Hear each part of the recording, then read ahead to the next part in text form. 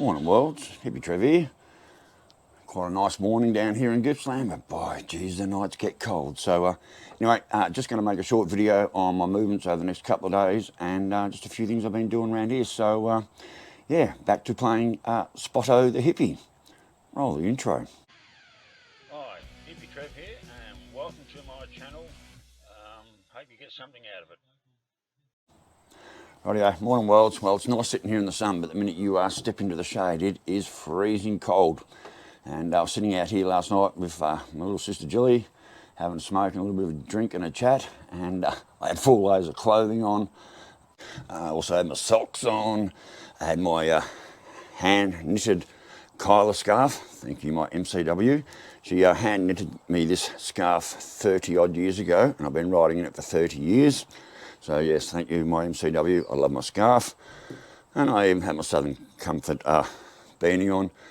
And I was still freezing cold, and to the point that it was actually painful. So I got up this morning and it was chilly and the sun's come up and it's beautiful and warm out there now, or the sun is, but the minute you step into the shade, by geez, the temperature drops about a good 10 degrees. So anyway, yes, so back on the road tomorrow. I've been here a week today, into Ferntree Gully, to the same motel, there for a couple of days, and then I'm going to slowly make my way down to Colac. So if I'm riding through your town or in your area, feel free to come out and meet me on the bike, or if I'm riding through your town, feel free to flag me down. I'll pull up and stop and definitely have a chat. So yeah, that's plans for the next couple of days. Melbourne tomorrow, probably leave around 12ish thereabouts. Can't hit the motel till 2, so it's about an hour and a half riding to Melbourne. So while I've been here, been a little bit busy and doing a few things. So firstly, that's my little seating area. This is the property where I'm staying. It is massive, absolutely massive, and it goes all the way around over to there and even further where you can't see, and there's actually a dam way over in the corner. So my brother-in-law Darren said when he first bought the place that Dad just said to him straight up, too big to mow, not big enough to raise cattle. And Darren said, my dad was exactly right, so good on you, Dad. So Ronnie, I got to the bike and got some new mic leads. I'm hoping these ones will be better. I've cleaned up the whole bike and the leads and everything, so I'm hoping these are better. I normally run a, I don't think you can see that, I normally run a 2 O-ring plug, so this is a 3 O-ring plug, so I'm hoping, I'm kind of hoping that a lot of people make comments that they're only getting me on one speaker, or my audio is only coming out of one speaker. I'm hoping that will make a difference, but the microphones are still only 2 O-ring plugs. So look people, I'm really sorry. I do the best I can, and if that's the best audio I can get out at the moment. Sorry about that. Someone else said, oh, can I please shoot in 720 or something? Well, I was shooting 720, mate, but I saved the files in lower resolution onto the laptop and then upload them, because otherwise it just takes too long, and the internet out here hasn't been that flash. Normally I can get a 30-minute video uploaded in about 20 odd minutes. Well, here it takes nearly an hour, and that's only a short video. So, but anyway, yeah, sorry, I'm raw. You get what you get, and I really can't do much better than that. So that's my little room there, which is really good. It's at the end of the house, and I've got my own door in and out, which means I don't have to go through the house every time I want to make a cup. I don't have to go through the house every time I want to come out and have a smoke or have a cup of tea or sit out here and have a drink to my hours. They all go to bed at a fairly good early time for me. And I can just sit out there at my little area, smoke and drink as much as I like, and come in and out that door and pretty much not disturb anyone. So that's really good. So when I first got down here, I'm sitting out on the balcony, well, sitting out here on this little step. And this balcony was just, I nearly went over a few times. It come loose up here and was flopping all around. So first mission was, where's your drill? Where's your tech screws? Where's your bits? Grabbed them, come up and just drilled out the screws that were in there that were no good. Threw in a couple of new screws, solid as a rock. So after a few drinks, that means I'm not going to go falling over. And my biggest worry was I was actually going to send this through the window. So got that fixed and sorted for them. Now, the other thing when I got down here was their daughter's car. She's a P-plater, and just a little Mazda 2, and had these massive, well, not massive, but had these 17-inch sport rim mags on them with like really low profile tyres, and they're like $210 a tyre at the start. So, you know, there's $840 worth of tyres on this car.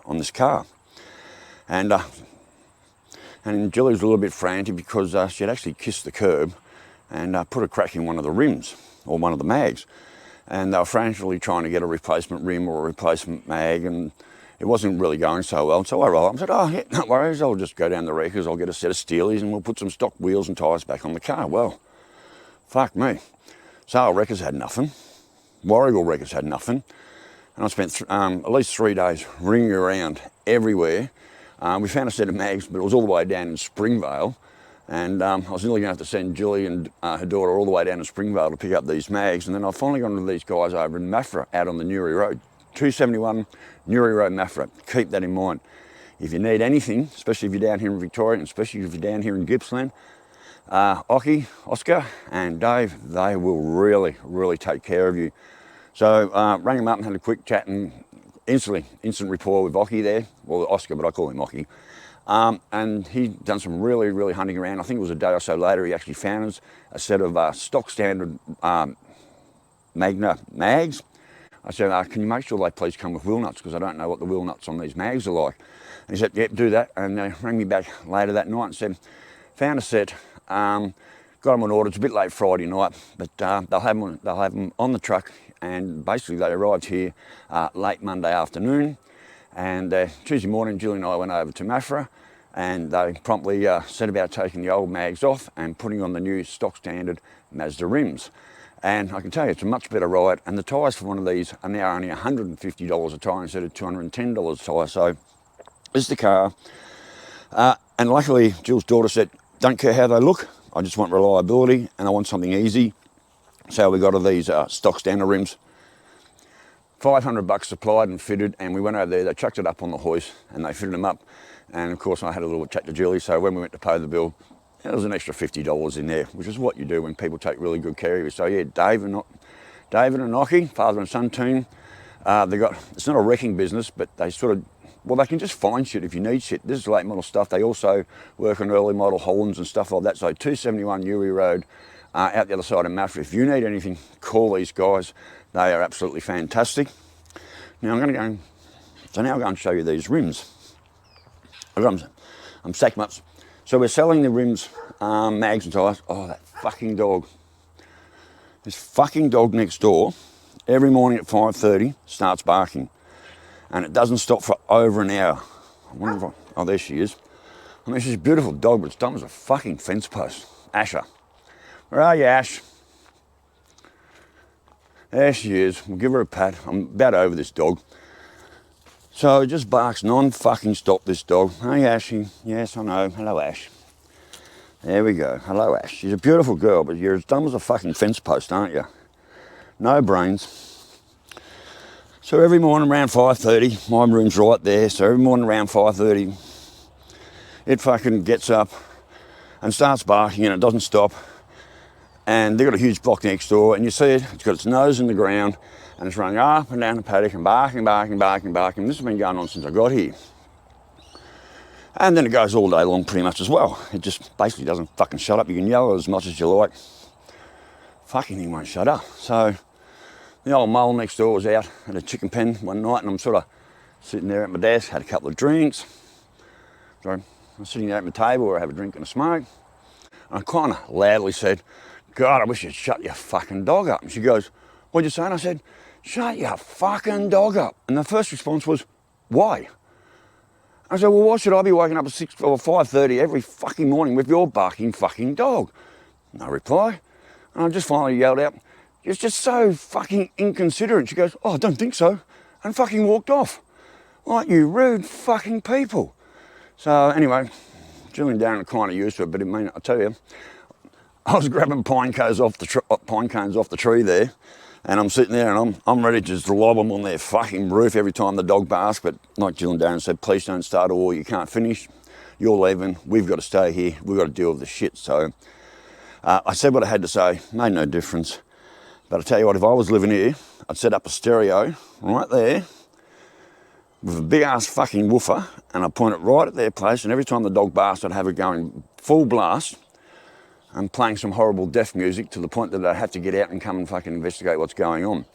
I mean, basically, I should just go to the cans. But anyway, Jill and Darren, they're used to it. They tolerate it. But me, if I had to live here full time, fuck me, yeah, I'd definitely go all hippie on them. So anyway, back to the rims.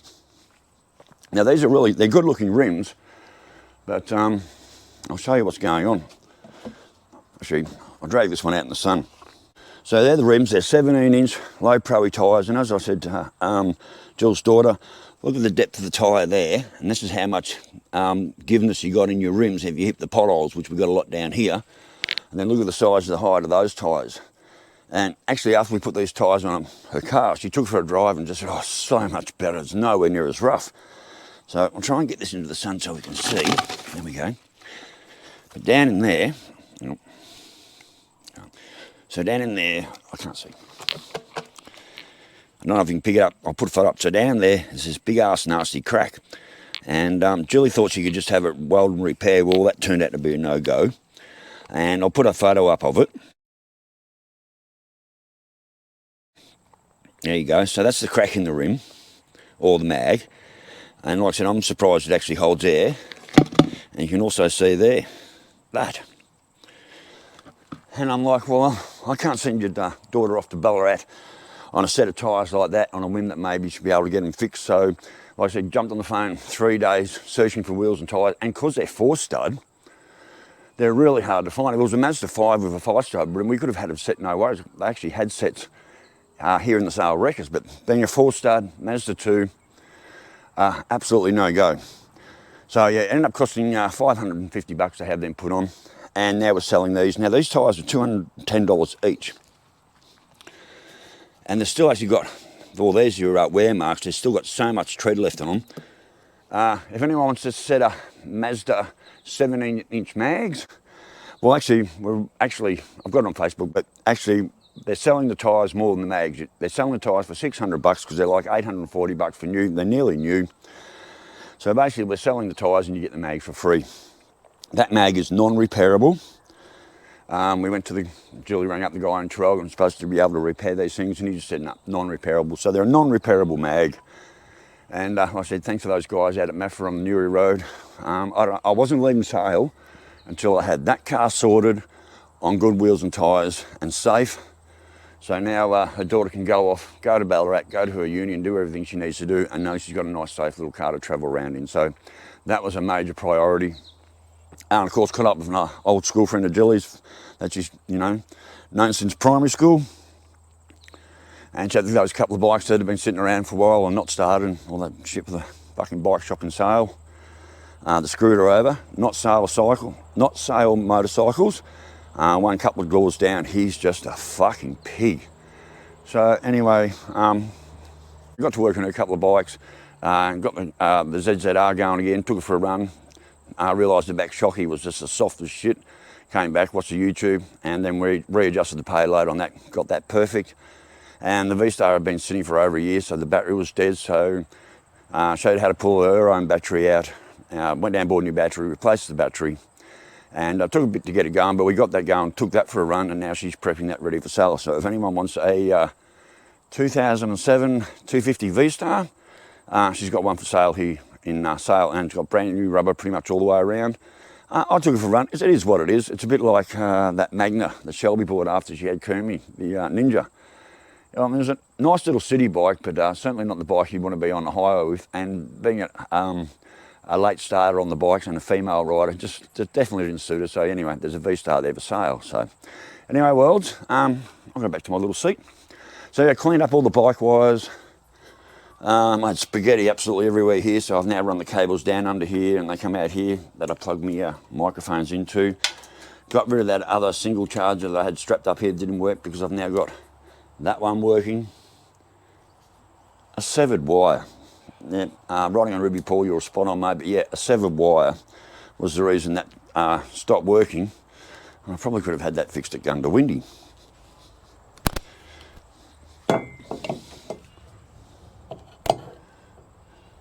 But we all know what it's like when you have a brain fart and you're on the road and whatever. So anyway, back on the bike tomorrow into Ferntree Gully, Melbourne.